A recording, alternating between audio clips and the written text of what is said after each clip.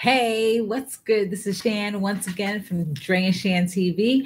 Just wanted to hit you up because I decided to go in a different direction tonight. I was supposed to be recording, however, my camera died on me. So I had to go live so I can get some content out to you guys I had planned to share tonight. Now, I know you probably all seen the video I put up in regards to the Carnival Cruise updates. And I kind of wanted to touch bases on a couple of things that I put on there.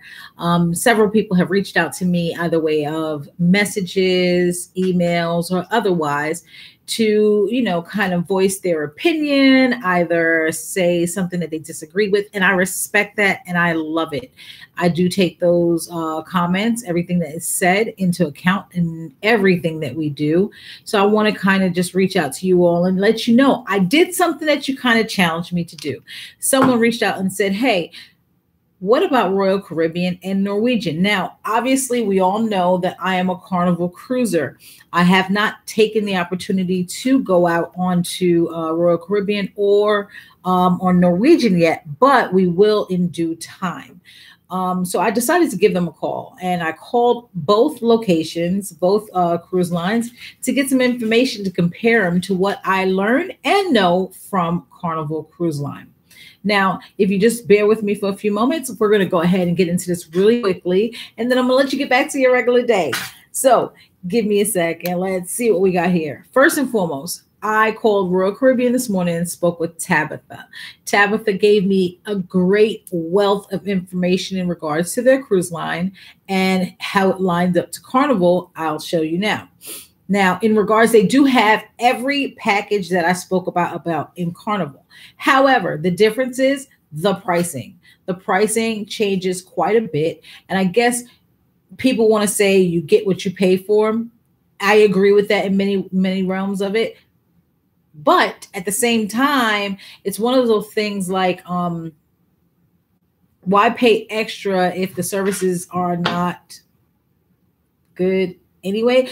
Either way you look at it, I just don't like Wi-Fi. I get it sometimes just for my social media.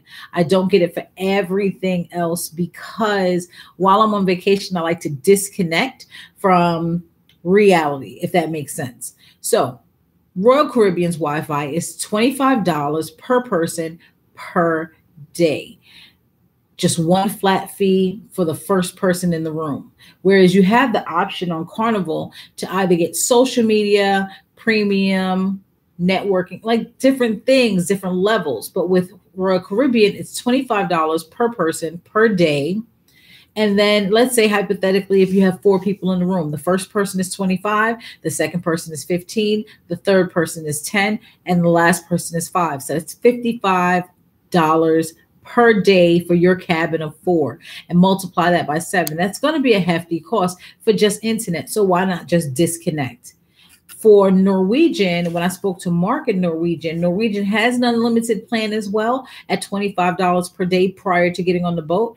And for $70, 7 days, that's $178. Now, do you need internet that bad while you're on a cruise? They also have a plan where you can get 250 minutes for $105. Now, granted, I can probably get away with the 250 minutes, but do I really need Wi-Fi for that long amount of time? It's taking you away from your enjoyment and having fun. That's how I feel personally. So that just gives you the two prices that they have between the two ships outside of what Carnival has and what I reported in the last video. Now, in regards to the drink plan, now, like I said, everyone knows I love the Cheers plan. We all know this.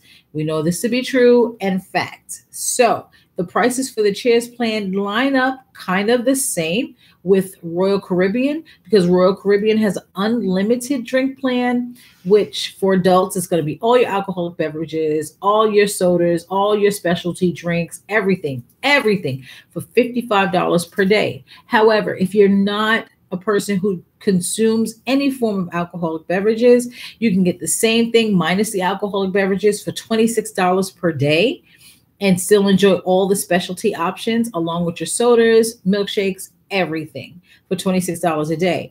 But What I did notice that was not the same with Royal Caribbean Carnival is that their soda plan, their bottomless bubbles, they have one flat price for children as well as adults. So it's $10 for children as well as adults. No cutoff price as far as age, so the price remains the same.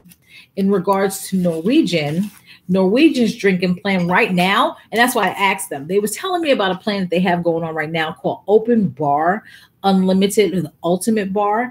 It's $138 only because you're only paying the taxes if you order that. So that's for the first two guests. So if that plan wasn't going on right now, how much do you think their drinking plan is? I'll tell you. It's $99 per day per person. That is double what Royal Caribbean is charging and double what Carnival is charging per person per day for their drinking plan. Now, is that not much? There's no way that I want to drink that much. I'm going to pay $100 a day for a drinking plan. That doesn't make sense. And that does not count the 20% gratuity on top of your drinks. So you're paying a $99 per day per person plus a 20% gratuity. Now, the people that were in my timeline that told me, hey, Chantel, that's too much money. I can't believe Carnival has raised the price to $51. That's too much money. So imagine cruising on Norwegian. It's $100 per person per day. Imagine being on a 7-day cruise and 2 people being in the room. That's $1,400 pretty much to drink on a cruise for unlimited drinks. Yeah, I wouldn't do that. I'm sorry. There's no way I would be able to partake in that. Not because I didn't want to. It's because I just think it doesn't make sense. That's when I would say there would be no drinking plan because it doesn't make sense for 2 people to spend $1,400 on drinks for a 7-day cruise. Not going to work for me. Okay, now in regards to gratuities, there were many people that had the questions, why has Carnival raised their gratuity price? Well, they are lower than some of the other cruise lines, depends on your cruise. Because with Royal Caribbean and Norwegian, what I've noticed is their regular standard stateroom as well as their suite stateroom are the same pricing. So it's at $1,450 per person per day for your gratuities, both being the same at both locations. And Carnival kind of changes a little bit between the stateroom as well as the suites. So that's the difference there. In regards to room service is one of the other things people had questions about in regards to Carnival. Now, yes, Carnival has changed their pricing as far as not allowing free items on their room service options in the night hours. And they price it very reasonable between $2 and $5. And that's to cut down on the waste because so many people would order room service and just pretty much dispose of it and not eat it. And just, it's a waste. And you have to waste people's time bringing the food up to the rooms and you just simply leave it out and dump it out the next day. Well, that $2 to $5 on food options, add them both together because that's the starting price of Royal Caribbean's food for room service. So if you're having room service in Royal Caribbean, it is a $7 start off plus a percentage on certain items. So where's that equivalent, or where is that less than Carnival? Everyone, come on now. I have no problem paying for services, but it needs to make sense. And I think it makes sense charging people for room service because people are wasting food by ordering free food unnecessarily. So that's why I think it does make sense to go ahead and charge for room service. Don't shoot the messenger. Room service on Norwegian starts off at $7.95, and continental breakfast is only available from 6 a.m. to 10 a.m. And after that, you're starting to pay at $7.95. So to me, room service at Norwegian absolutely has been charging for room service since day one, I'm sure, because only thing you can get free for room service is continental breakfast at Norwegian. In regards to specialty restaurants, okay, Carnival did raise the price of their specialty restaurant price. Okay, cool, fine. They went from $35 to the steakhouse to $38. Many people have had problems with that because they feel as though the price of the steakhouse should not be $38. You're getting a 5-course meal for $38. Okay. Where can you go to get a 5-course meal for $38? You're not going to get that at all. You're not. So let's look at the prices that Royal Caribbean and Norwegian has for their specialty restaurants. Now, they couldn't map out or just simply tell me one pricing. So she told me the range. What Tabitha said for Royal Caribbean is their specialty restaurants range anywhere from $25 to $100 per person. Wow, that's a lot. That's way more than $38. What do you think? That's a lot. But I mean, at the same time, if you want it, you will get it. And that's how I feel. I don't have a problem paying for something that I want and I will enjoy. So, that's interesting to know. Something to keep in my memory bank. So when I am booking for Royal Caribbean, I know exactly what to look for and what to book. In regards to Norwegian specialty restaurants, they range around the $40 line and they kind of waver off and stay in that area. She did say there are a few restaurants that are a little bit more, but they also have sometimes they have these 3-meal plans where you're only paying $15.80. You're only paying the gratuities, but they don't offer that as frequently as not. It's exactly like the drinking plan, the open bar, the ultimate bar that they have from time to time where you're only paying the taxes. They also do that for the specialty restaurants. Now, in regards to smoking policy, now I really wish that there was no smoking allowed on cruises because you're in such a contained space sometimes, like a casino. But I mean, to each his own. People smoke and that's perfectly fine. But what I like about Royal Caribbean is that Royal Caribbean's smoking policy is that it's always on the last deck and in the casino. So there's not any balconies that's in between like deck 5 on Carnival Cruise where people can smoke in designated areas. So it's always the top, I guess the top deck because it's the last deck and the casino. In regards to Norwegian, the only place that you can smoke are what Mark called the hidden areas.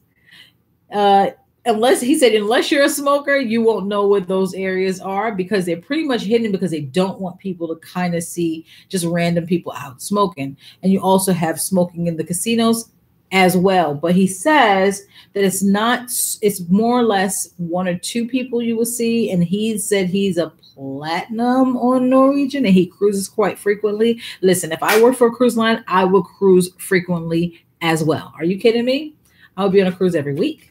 Every time I have a weekend off, I'm on a cruise. So I can understand where he's coming from with that.